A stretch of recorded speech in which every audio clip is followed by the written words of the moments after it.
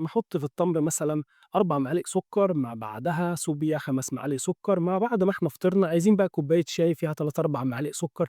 لمّا تيجي تحسب إن أنت من الفطار لحد السحور دخل لجسمك سكر قد إيه، ممكن يكون دخل لك، لا يا صديقي كام معلقة إيه، ممكن يكون دخل لك نُص كيلو سكر أو أكتر. إحنا هنا مش بنتكلم بالمعالق، إحنا عدّينا المرحلة دي بكتير.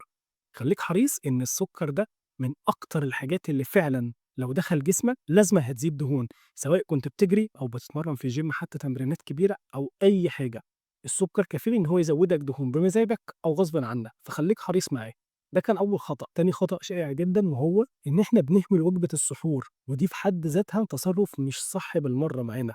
لإن خلّي بالك إن وجبة السحور هي جسمك بيتأقلم عليها إن هي تفضل تغذّيه على أطول فترة ممكنة من الصيام. زي ما أنت حريص على إن أنت وقت السحور ما تاكلش مخلّلات على إن هي بتعطّشك، خلّيك حريص إن وقت السحور ما تاكلش أي سكريات، لإن دي اللي هتجوّعك. خلّيك فاكر المعلومة دي جدًا.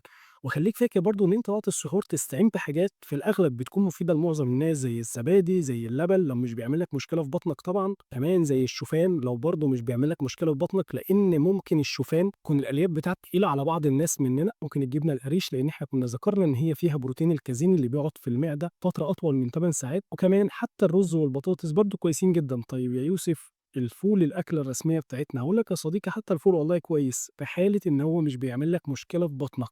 خلّيك فاكر إن وجبة السحور بالتحديد أي أكلة بتعمل لك فيها مشكلة في بطنك، بتحس إن بطنك مش مرتاحة، بتحس إن هي فيها غازات، بتحس إن أنت عندك مغص، أي حاجة بتاكلها مش بتبقى مريحة بطنك 100%، يا ريت تستبعدها، لإن دي ولا جسمك هيستفاد بيها ولا هتخلّيك حتى قاعد مرتاح وأنت صايم. فالأفضل استبعد أي حاجة زي كده. وأقول لك حاجة أحسن، حاول تستبعدها خالص من حياتك، مش في رمضان بس، ده صدّقني أحسن ليك ولبطنك. ده كان الخطأ التاني اللي إحنا بنقع فيه بنسبة كبيرة. الخطأ التالت والشائع جدًا وهو